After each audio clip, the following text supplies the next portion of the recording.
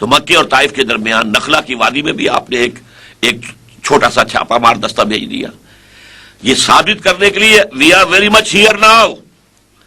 اب وہ گویا کہ ایک طرح کا اکنامک بلاکیڈ ہو گیا مکے والوں کے لیے کہ ان کا جو شاہراہ تھی جس سے وہ تجارت کرتے تھے، اب تک تو کوئی انہیں تھریٹن نہیں کرتا تھا اس پر، اب وہاں معلوم ہوا کہ محمد صلی اللہ علیہ وسلم اور ان کے ساتھی اب موجود ہیں، یہ اکنامک بلاکیڈ۔ اور دوسرا یہ کہ حضور بھی یہ جو 8 مہمیں ہیں ان میں سے 4 میں حضور خود بھی گئے، اس لیے انہیں 4 غزوات کہتے ہیں۔ ان میں آپ جہاں بھی گئے وہاں کے لوکل قبائل سے آپ نے معاہدہ کر لیا، وہ سب کے سب پہلے حلیف تھے اور تابع تھے قریش کے، اب یا تو اس قبیلے نے حضور سے معاہدہ کر لیا ہم آپ سے آج سے آپ کے ساتھی ہیں، یا یہ کہا کہ صاحب ہم نیوٹرل رہیں گے، نہ ہم آپ کے خلاف قریش کی مدد کریں گے نہ قریش کے خلاف آپ کی مدد کریں گے۔ ان دونوں کا نتیجہ کیا تھا کہ جو حلقہ اثر تھا، سیاسی اثر و رسوخ قریش کا، وہ کم ہو رہا ہے۔ The zone of influence, political influence of Quraysh was diminishing۔ اس کے بعد جو ہے تنگ آ کر 1000 کا لشکر لے کر ابو جہل نکلا ہے، ادھر سے حضور نکلے ہیں صحابہ اکرام کو لے کر، اور بدر میں پہلی جنگ ہو گئی، پہلا مقابلہ ہوا 313 کا 1000 کے ساتھ، یہ تقریباً نہتے اور وہ کیل کانٹے سے لیس، یہاں 2 گھوڑے وہاں 100 گھوڑے، یہاں 70 اونٹ وہاں 900 اونٹ، یہ صورتحال، لیکن اس میں اللہ تعالیٰ نے فتح عطا فرما دی۔ یہاں سے آخری دور شروع ہو گیا تصادم کا، اور وہ ہے قتال فی سبیل اللہ۔ لہذا قرآن مجید میں پھر اس کو جب فرض کر دیا گیا اور اس پر کچھ مسلمان کسمس آئے، خاص طور پر جن میں کچھ نفاق کے جراثیم تھے، انہوں نے کہا کہ جنگ کی کیا ضرورت ہے، ہم صرف دعوت و تبلیغ کرتے رہیں، تو اگر گڑ دے کر مارا جا سکتا ہو تو زہر کائے کو دینا ہے۔ ان منافقین نے کہا ابھی کوئی آیت تو اتری نہیں ہے قتال کی، تو سورہ محمد نازل کر دی اللہ نے تاکہ ان پر حجت قائم ہو جائے، اسے سورہ محمد بھی کہتے ہیں صلی اللہ علیہ وسلم، اور سورہ قتال بھی کہتے ہیں۔ بہرحال جو لوگ بھی تھے جن کے اندر ایمان کی کمزوری تھی یا خدا نہ خواستہ نفاق کے جراثیم میں پل رہے تھے، انہوں نے جب اعتراض شروع کیے تو اللہ تعالیٰ کی طرف سے کھل کر بات آ گئی، کتب علیکم القتال وہو کرہ لکم، دیکھو مسلمانوں تم پر اب جنگ فرض کر دی گئی ہے اور وہ تمہیں بہت بھاری لگ رہی ہے، ناپسند ہے، جان کا خطرہ ہے۔ آسان تکرہوا شیئا وہو خیر لکم، جان لو تمہارے ایمان کا تقاضا ہے کہ یہ مانو کہ ہو سکتا ہے تم کسی چیز کو ناپسند کرو، حالانکہ اسی میں اللہ کی طرف سے تمہارے لیے خیر آ رہا ہو۔ وآسان تحبوا شیئا وہو شر لکم، اور یہ بھی ممکن ہے کہ تم کسی چیز کو پسند کرو حالانکہ وہ تمہارے لیے شر ہے۔ واللہ تعلم وانتم لا تعلمون، اللہ جانتا تم نہیں جانتے۔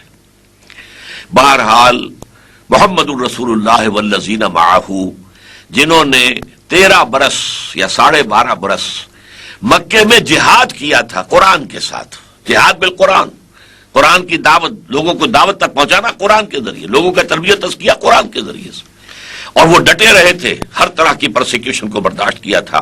اب وہ میدان جنگ میں آئے، ایک کے بعد دوسری، دوسری کے بعد تیسری، جنگوں کا سلسلہ 6 برس تک جاری رہا ہے۔ It was a continuous war. یہ تو بیٹلز کہلاتی ہیں، battle of Badr, battle of Uhud, battle of the trenches, یہ بیٹلز ہیں، لڑائیاں ہیں۔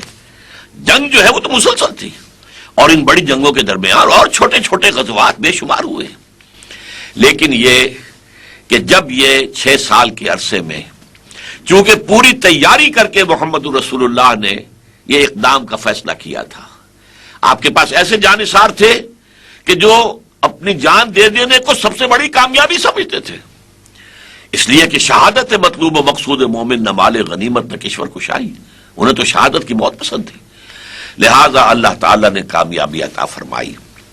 پہلی کامیابی صلح حدیبیہ کی شکل میں ہوئی، اور پھر اس کو تو خیر لوگوں نے کامیابی نہیں سمجھا، لیکن اللہ نے فرمایا انا فتحنا لک فتحا مبینا، یہ در حقیقت فتح خیبر اور اس کے بعد فتح مکہ کی یہ تمہید تھی جو صلح حدیبیہ کی شکل میں ہوئی ہے، اور اس کے بعد آپ کو معلوم ہے وہی اللہ کا بندہ، اللہ کا رسول جو بڑی مشکل سے جان بچا کر مکے سے نکلا تھا، 6 سال بعد، بدر کے 6 سال بعد اور ہجرت کے 8 سال بعد، رمضان سن 10 ہجری کے اندر، اور 10 ہی تاریخ تھی، وہ مکے میں داخل ہوا ہے 10,000 اپنے جانثاروں کے ساتھ. جاء الحق وزهق الباطل ان الباطل كان زهوقا. حق آ گیا، باطل چلا گیا. یقیناً باطل تو بھاگنے والی شے ہے. جب تک حق سامنے نہیں آتا اس وقت تک وہ اپنا روب جماتا ہے، لیکن جب حق سامنے آ جائے اور وہ شرائط پوری کرے، اس کے اندر پوری قوت موجود ہو، ہر چیز قربان کر دینے کا مادہ موجود ہو، تو پھر باطل ٹھہر نہیں سکتا. چنانچہ اس کے بعد کیا شکل ہوئی وہ میں نے آپ کو سورۃ النصر سنائی تھی.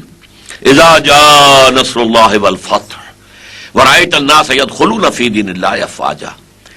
جب اے نبی صلی اللہ علیہ وسلم، جب اللہ کی مدد آ گئی اور فتح ہو گئی اور آپ نے دیکھا کہ اب لوگ جوق در جوق، فوج در فوج دین میں داخل ہو رہے ہیں. یہاں نوٹ کر لیجئے، دین اللہ، اس پر پہلے ہم گفتگو کر چکے ہیں. وہ اسلام میں داخل ہوئے تھے، وہ سب کے سب ایمان میں نہیں داخل ہوئے تھے، یا ایمان ان کے دلوں میں داخل نہیں ہوا تھا. قالت الاعراب آمنا قل لم تؤمنوا ولکن قولوا اسلمنا. لیکن اسلام میں آ گئے تو گویا کہ دین میں آ گئے، اطاعت قبول کر لی، سرنڈر کر دیا. ورأیت الناس يدخلون فی دین اللہ افواجا فسبح بحمد ربک واستغفر انہ کان توابا. تو اے نبی، آپ ابھی تک جو بہت مشغول رہے، تو جتنا آپ کی خواہش تھی کہ ہمارے ساتھ لو لگائے رکھیں، یہ ساری مصروفیات اس میں حائل ہو جاتی تھی. اب آپ فارغ ہیں، آپ کا مشن مکمل ہو گیا. آپ کی بعثت خصوصی الی اہل العرب تھی، یہاں دین غالب بھی آ گیا اور اسلام پھیل بھی گیا. لہذا مشن جو ہے آپ کا ایک درجے میں مکمل ہو گیا. لہذا اب آپ ہمہ تن اللہ تعالیٰ کی جانب متوجہ ہو جائیں. یہ تھا وہ سارا نظام، تصادم کے مختلف مراحل جن سے گزر کر محمد الرسول اللہ صلی اللہ علیہ وسلم نے اللہ کے دین کو غالب کیا جزیرہ نما عرب میں. بارک اللہ لی ولکم فی القرآن العظیم ونفعنی وإیاکم بالآیات والذکر الحکیم.